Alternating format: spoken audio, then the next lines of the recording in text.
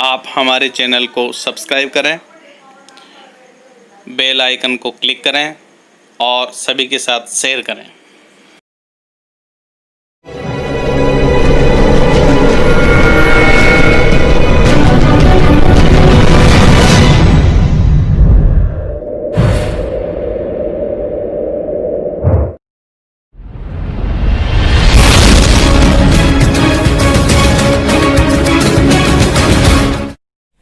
नमस्ते बच्चों, board pattern को आगे बढ़ाते हुए अपन ने पहले 1 से 10 तक के क्वेश्चन लिए थे सेक्शन ए।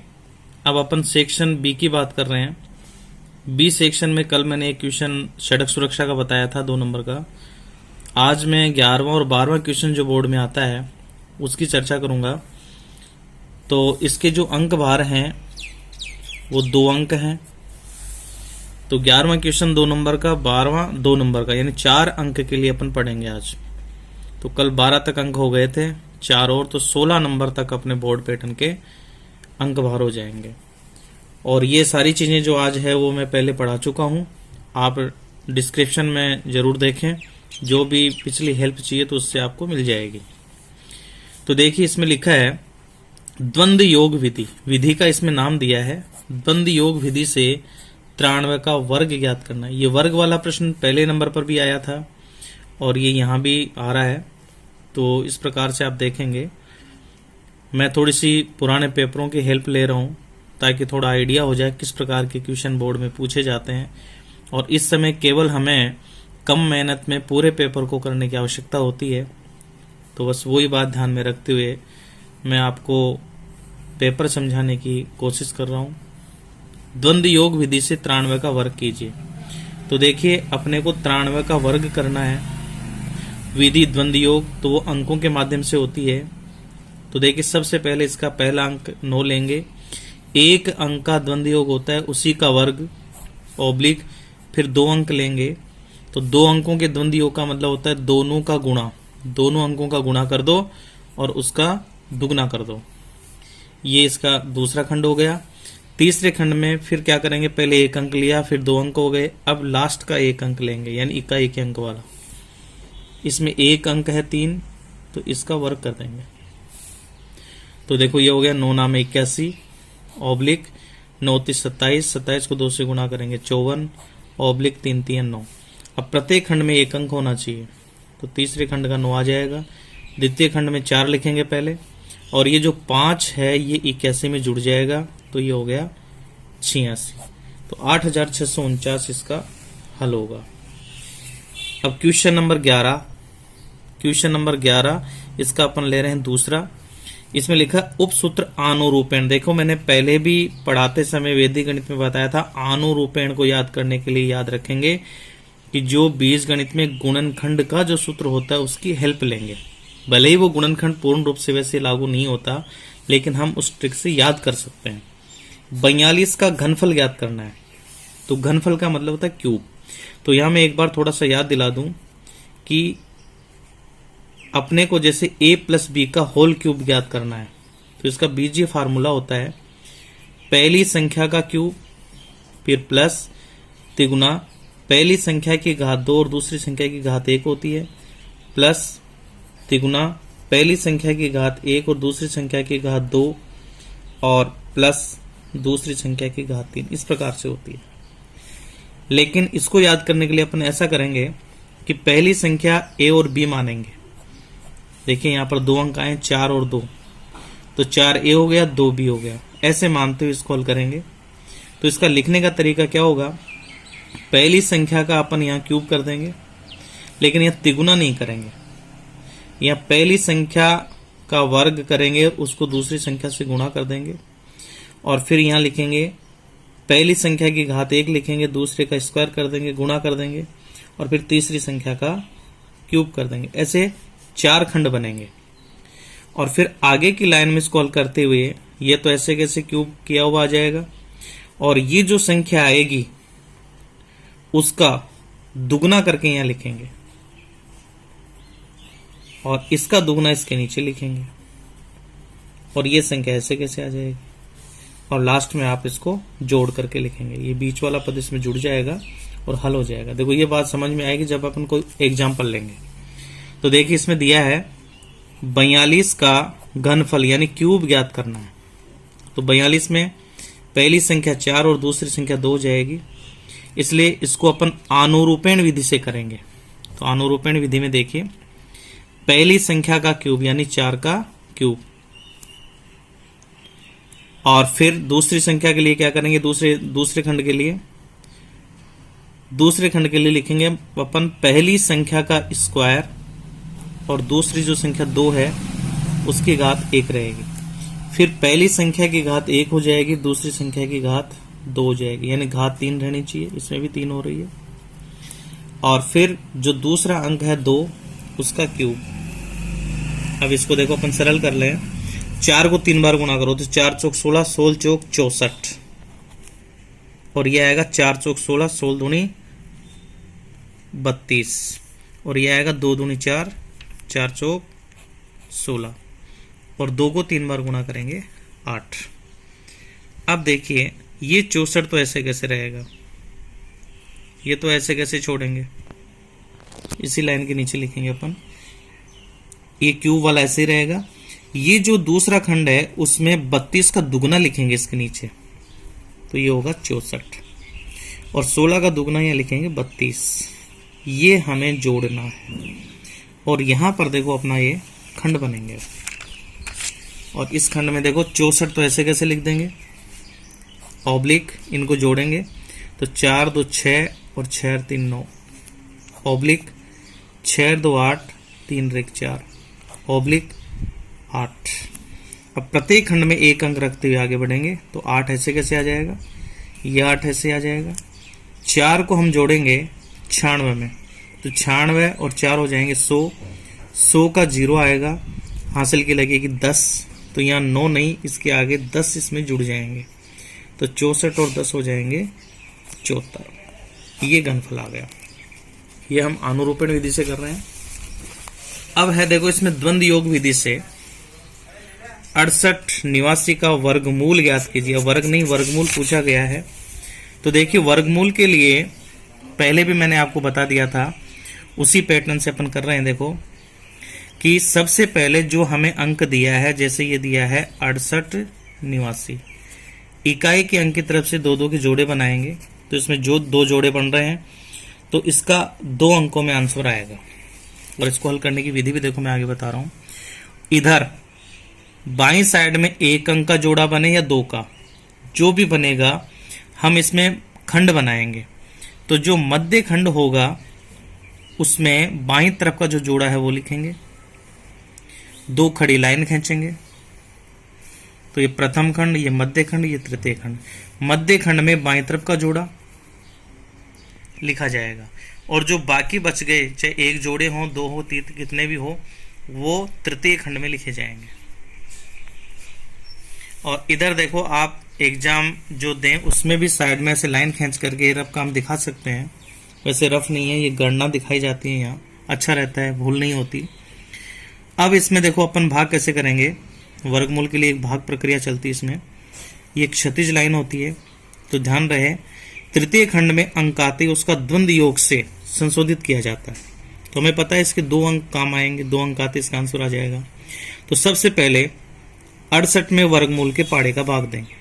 देखो नंबर 1, 68 में भाग देंगे वर्गमूल के पाड़े का। जैसे 1 1 में 1, 2 दूनी 4, 3 3 9, 4 चौक 16, 5 25, 6 6 36, 7 7 49, 8 अंटे 64, 8 अंटे 64। ये भाग चला गया, शेषफल 4 बच गया। तो अपना भाग गया है 8 बार, तो यहाँ 8 लिखेंगे, और जो यहाँ आएगा उसका दुगना यहाँ लिखेंगे, तो ये हो गया 16। और कुछ इसके नीचे कुछ नहीं लिखते। 8 अंटे 64, तो देखिए 64 68 में 8 अंटे 64 आया, तो 4 शेष बचेंगे। ये जो शेषफल बचेगा तृतीय खंड में जो अंक दिया है, पहला अंक 8 है, उसके पास में लिखेंगे। यानी हमारे पास ये नया भाज्य मिलेगा, तो नया भाज्य हमारे पास आ गया 48, ये 48 बनेगा। और अब इस नए भाज्य में जो हमने दुगना किया था उसका भाग देंगे, यानी 16 का। देखिए 16 का भाग इसमें जा रहा है 3 बार, 16 का भाग इसमें जा रहा है 3 बार। तो देखो 16 3 48। अब इसका शेषफल बच गया 0, तो अपन यहां लिखेंगे 3। तो ध्यान देना 2 अंक आ चुके आंसर के, और ये 3 3 9 बनेगा, इसका मतलब 9 आ रहा है, इसका मतलब हमारा ये सही है। तो ये भाग अपना पूरा हो जाएगा। यहाँ संशोधित इसको हमने इसलिए नहीं किया क्योंकि यहाँ पर कोई संख्या नहीं थी, पहले खाली था, तो ये संख्या ऐसे कैसे भाग लग गई इसमें। 16 3 48, 0 शेषफल होगा, तो ये 0 शेषफल यहाँ लिखा जाएगा 9 के पास में। अब ये प्रक्रिया पूरी हो चुकी है, इसलिए दशमलव लगा देंगे। लेकिन इस 9 का हम संशोधित करेंगे क्योंकि भाग पूरा हो चुका है, अब अंतिम शेषफल निकलेगा। इसलिए एक बार अंतिम शेषफल निकले तो दशमलव के बाद में एक शून्य आएगा, और तीसरे नंबर पर अपने पास हो गया अब नया भाज्य, ये आ गया 0,9। और अब ये पूर्ण हो चुका है, इसलिए अपन अंतिम शेषफल निकालेंगे जो आएगा 0,9 माइनस इधर जो भी संख्या आती है उसका द्वंद्व योग। तो 3 का एक अंक है, एक अंक का द्वंद्व योग होता है 3 का वर्ग, ये घटाएंगे तो 9 माइनस 9 यानी ये 0। ये प्रक्रिया इस प्रकार संपन्न होगी। तो हमारे पास इसका आंसर आ गया 8 और 3 यानी 83। इस प्रकार से अपन ये द्वंद्व, और बाकी और इसको समझना है तो आपको डिस्क्रिप्शन में ये सारी चीजें मिल जाएंगी, पूरा जो आप कर लेंगे। अब ले रहे हैं अपन दूसरा अगला क्वेश्चन 12वां। तो ये 12वां क्वेश्चन भी जो है ये 2 अंक का आएगा, और ये दूसरी प्रश्नावली से संबंधित है। तो देखिए इसमें दिया है, यदि 2 संख्याओं का गुणनफल 525 है और उसका MSF यानी HCF 5 है, तो उसका LCM ज्ञात कीजिए। तो इसका एक फार्मूला है, पहली संख्या गुणा दूसरी संख्या, इसको मैं A और B ले लेता हूं, HCF इंटू LCM। अब जो मान आपको ज्ञात करना है उसको अपन पहले लिख देंगे। तो देखिए A और B दोनों का गुणनफल हमें दिया है 525, तो इस फार्मूले को अपन ऐसे लिखेंगे, HCF इंटू LCM बराबर A इंटू B। या तो ये दोनों संख्या अलग अलग होंगी, लिख देंगे, और यहां पर देखो दोनों का गुणनफल दिया है, ये गुणनफल, तो यहां तो लिखा जाएगा 525, और HCF का जो मान है वो 5 है, तो HCF की जगह में लिख दूंगा 5 इंटू LCM हमें ज्ञात करना है, तो ये ऐसे कैसे लिख देंगे। समीकरण हो गया, पक्षांतरण करेंगे तो LCM बराबर होगा 525 में 5 का भाग देंगे, ये कट जाएगा, 5 एकम 5, 2 उतारेंगे, भाग नहीं जाएगा, भाग टूट के बिंदु, 5 25 यानी LCM का जो मान है वो 105 है। ऐसे ही दूसरा इसमें अभाज्य गुणनखंड विधि से, ये क्वेश्चन अपन पहले भी कर चुके हैं, शुरू के क्वेश्चन में भी आया हुआ था। 2 संख्याएं इसमें दी हुई है, तो अभाज्य गुणनखंड विधि से उसका HCF भी निकालना है और LCM भी ज्ञात करना है, यानी महत्तम और लघुत्तम। तो देखिए 144 का मैं अभाज्य गुणनखंड कर रहा हूं, 2 का भाग देंगे, 2 7 14, 2 दूनी 4, फिर 2 का भाग देंगे 36 आएगा, फिर 2 का भाग देंगे 18 आएगा, फिर 2 का भाग देंगे 9 आएगा, फिर 3 का भाग देंगे 3, और फिर 3 का भाग देंगे 1। यह अभाज्य गुणनखंड हो गया। ऐसे ही अब लेंगे 192, इसका भाज्य गुणनखंड करेंगे, 2 का भाग देंगे, 2 नाम 18, 2 6 12, फिर 2 का भाग देंगे, 2 चौके 8 और 2 8 16, फिर 2 का भाग देंगे, 24 बार जाएगा, फिर 2 का भाग देंगे, 12 बार जाएगा, फिर 2 का भाग देंगे, 6 बार जाएगा, 2 का भाग देंगे 3 बार, और 3 का भाग देंगे 1 बार। यह अभाज्य गुणनखंड हो गया। अब देखिए अपन इसको लिखेंगे 144 को गुणा के रूप में। देखो 2 हमारे पास आए इसमें, 1 2 3 4 बार, तो 1 2 3 4, और 3 आए हैं 2 बार। ऐसे 192 में हमारे पास आया है, 2 आए हैं, 1 2 3 4 5 6 बार, तो 1 2 3 4 5 6, और 3 आया है 1 बार। देखिए HCF में होता है कॉमन, कॉमन आना चाहिए। देखो 1 बार 2 कॉमन आ गया, 2 बार आ गया, 3 बार आ गया, 4 बार आ गया, अब नहीं आया, तो 2 को अपन लेंगे 4 बार, और 3 देखो इसमें 2 बार है लेकिन इसमें 1 बार, तो कॉमन केवल 1 बार आएगा। अब गुणा कर दें, 3 दूनी 6, 6 दूनी 12, 12 दूनी 24, 24 दूनी 48, तो ये तो हो गया इसका एचसीएफ। और एलसीएम में होता है ज्यादा से ज्यादा लेंगे, चाहे वो कॉमन है या नहीं है। तो देखो 2 इसमें आया है 1 2 3 4 बार, और इसमें आया 1 2 3 4 5 6 बार, तो 2 लेंगे 6 बार, 1 2 3 4 5 6। 3 देखो ज्यादा से ज्यादा आया है, इसमें 2 बार, इसमें 1 बार, तो ज्यादा से ज्यादा 2 बार है, तो 2 बार लेंगे। अब गुणा कर देंगे, इधर से गुणा करें जल्दी हो जाएगा। 3 3 9, 9 दूनी 18, 18 दूनी 36, 36 दूनी 72, 72 को जब 2 से गुणा करेंगे तो ये आएगा 144, फिर 144 को 2 से गुणा करें तो ये आएगा 288, और 288 को फिर 2 से गुणा करें तो ये आएगा 8 दूनी 16, 8 दूनी 16 और 1 17, हासिल की 1, 2 दूनी 4 1 5। नाम इसका लघुत्तम होता है लेकिन संख्या बड़ी होती है, 576। अब देखिए इस प्रकार का जो क्वेश्चन है बड़ा अच्छा क्वेश्चन आता है, और जब इसमें 2 पद होते हैं तो उसको बड़ी सरल विधि से हल कर सकते हैं। ये अपन विरोधाभास से हल करेंगे। इस परिमेय संख्या दे रखी है, इसको अपरिमेय सिद्ध करना है। अपरिमेय संख्या वो होती है जो p बटा q में नहीं लिखी जा सके। तो देखिए अंडर रूट वाली संख्या हमेशा अपरिमेय होती है जिसका वर्गमूल नहीं होता, जैसे अंडर रूट 2, अंडर रूट 3 ऐसे। तो इसको थोड़ा सा ये याद रखें कि जो हमें मान दिया है, जैसे 6 प्लस अंडर रूट 2, इसको अपन परिमेय संख्या मान लेते हैं p बटा q। समीकरण नंबर 1 यहां लिख देते हैं, माना परिमेय संख्या है। अब हम किसी न किसी तरह से पक्षांतरण करके अंडर रूट 2 का मान निकालेंगे। तो देखो अंडर रूट 2 बराबर p बटा q ऐसे रहेगा, 6 इधर आते आ जाएगा माइनस के 6 बटा 1। अब इसको लघुत्तम लेकर के हल कर लेते हैं। लघुत्तम में आएगा q, तो q का भाग q में 1 बार, तो p माइनस 6q बनेगा। तो ध्यान देना, किसी भी परिमेय संख्या को आप गुणा करो, भाग दो, घटाओ, कैसे भी करो, वो परिमेय की परिमेय ही रहेगी।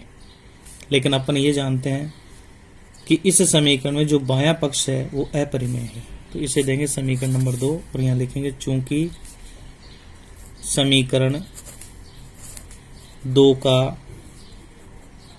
बायां पक्ष, देखो बायां पक्ष ये अपरिमेय संख्या है, बायां पक्ष अपरिमेय है, जबकि दायां पक्ष ये वाला p माइनस 6q बटा q वाला परिमेय है।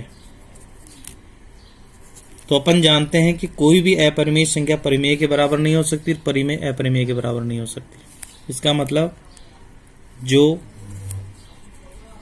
संभव नहीं है, यानी अपरिमेय परिमेय होना, अपरिमेय संख्या परिमेय के बराबर नहीं हो सकती है, संभव नहीं है।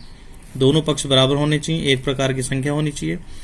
इसका मतलब यह हुआ कि समीकरण 1 में जो हमने माना था और हमने माना था परिमेय, वो गलत है। तो परिमेय गलत हुआ तो ये स्वतः ही क्या हो गई, अपरिमेय। इसका मतलब ये विरोधाभास से हल हो जाएगा। तो जो संभव नहीं है, आता है समीकरण 1 में हमने जो माना था वह गलत है। इसलिए 6 प्लस अंडर रूट 2 एक अपरिमेय संख्या है। ये क्वेश्चन शॉर्ट एंड स्वीट उन बच्चों के लिए है जो जिनकी कम समझ में आता है, ज़्यादा याद नहीं होता। तो अगर ये 2 पदों वाली ऐसी कोई संख्या आ जाए तो इस प्रकार से आप इसको हल कर सकते हैं। और अब धन्यवाद, फिर आपसे मिलेंगे अगले वीडियो में। इसके लिए धन्यवाद।